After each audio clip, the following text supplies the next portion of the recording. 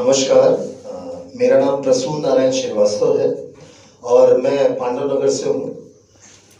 मेरा सिर्फ इतना सुझाव है कि हम कलाकार हैं, हम नौकरी पेशे वाले रेगुलर लोग नहीं हैं।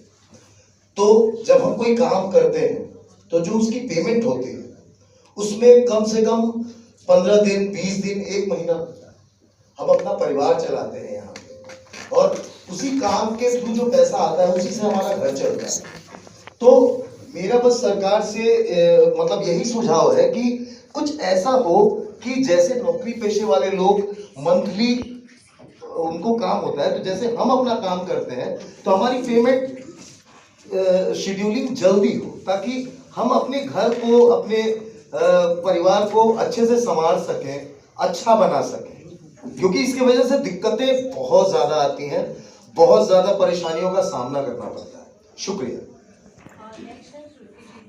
जो ऑडिटोरियम की बात हो रही है वो तो है ही कि इसका कॉस्ट बहुत ज़्यादा होता है, और हम कलाकार जो एक संघर्ष के जीवन जो हमारा है, उसके अलावा जो मुद्दा है एनओसी, पुलिस वेरिफिकेशन, हम जो कलाकार भारतीय संस्कृति को प्रमोट कर रहे हैं, तो हर प्रोग्राम के लिए एक एनओसी, पुलिस वेरिफिकेशन, इतनी सारी समस्याओं से जूझ रहे हैं। तो इस पे विचार किया जाए और इसका समाधान क्या हो सकता है। दूसरी बात ये कि 100 सालों से जो मुगल ने डिस्ट्रॉय किया हमारी संस्कृति को, सबसे ज़्यादा हमें यूथ को जोड़ने की ज़रूरत है।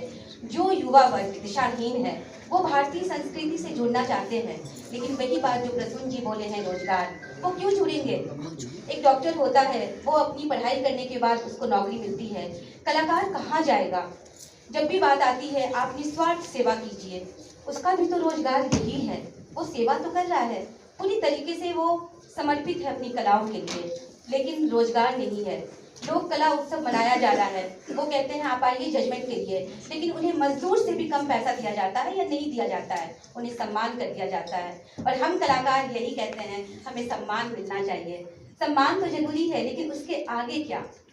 युवा वर्ग को जोड़िए जितना ज़्यादा हो सके, वो दिशाहीन है, वो अपनी भारतीय संस्कृति परंपराओं से किस तरीके से जुड़े और क्या हो सकता है। स्कूल में अवेयरनेस होनी चाहिए, क्योंकि कथक को भरतनाट्यम दिखाया जाता है, भरतनाट्यम को कुचिपुड़ी दिखाया जाता है, क्यों नहीं अच्छे जाते हैं। एक म्यूजिक टीचर डांस क्या सिखा सकते हैं जब हम बच्चों को सही शिक्षा देंगे। और कोविड में कलाकार ने दिखाया है कि किस तरीके से वो मजबूत बने रहे हैं। तो कलाकार की स्थिति सही में बहुत खराब है। कोई भी सरकार आए, बट कलाकार के समाधान के लिए, कलाकार के लिए सोचना बहुत जरूरी है। बहुत बहुत धन्यवाद आपसे। बहुत बहुत धन्यवाद श्रुति जी, आपने बहुत। जब सरकारी संस्थानों में जाता है और वहाँ पर वो अपनी कोई चीज़, कोई पुस्तक लिखने की बात होती है या कोई काव्य संग्रह की बात होती है, तो वहाँ के जो अधिकारी होते हैं उनसे तो मिलने का समय नहीं मिलता। वो लोग, उनके जो पीए होते हैं, जो डायरेक्टर के होते हैं, वो कहते हैं कि सर के पास टाइम नहीं है। उनको मेल करो, 6 महीने तक मेल का कोई जवाब नहीं आता हमारे पास। और इन सारी सांस्कृतिक संस्थाओं में जो कि भारत सरकार की हैं, वहाँ जितने भी कार्यक्रम होते हैं, जैसे कि अभी मंडी हाउस में साहित्य अकेडमी में जो एक साहित्य उत्सव हर साल मनाया जाता है, मैं पिछले 15 साल से कोशिश कर रहा हूँ कि मुझे भाग लेने का मौका मिले, पर मुझे मौका इसलिए नहीं मिलता क्योंकि मेरे पास कोई सिफारिश नहीं है। वहाँ के डायरेक्टर के जो अपने कवि लेखक होते हैं, बस उन्हीं को हर साल बुला लिया जाता है। और हम जैसे जो लोग हैं जिनके पास कोई सिफारिश नहीं है, हम अपनी आवाज़ नहीं पहुंचा सकते, हम जैसे छोटे छोटे लेखक और कवि को कभी भी भारत सरकार के या सांस्कृतिक संस्थाओं के कार्यक्रमों में भाग तक नहीं लिया देना चाहता। मैंने वहाँ कई चिट्ठियाँ भी लिखी, उनको कई सारे इस बारे में लिखा भी मैंने, साहित्य अकेडमी को, संगीत नाटक अकेडमी को। तो वहाँ से वो लोग कोई जवाब नहीं देते, उनसे पर्सनली मिलने जाइए तो वो लोग बोलते हैं कि हमारे पास टाइम नहीं है।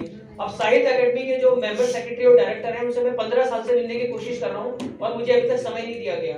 और उनके किसी भी सांस्कृतिक और साहित्यिक कार्यक्रम में कभी हमें पार्टिसिपेशन का मौका नहीं मिलता। उनके पास एक लिस्ट बनी हुई है, वो हर साल उन्हीं लोगों को बुला लेते हैं, आपका पॉइंट समझ लोग आ जाते हैं। मैम जी, धन्यवाद। तो इस तरह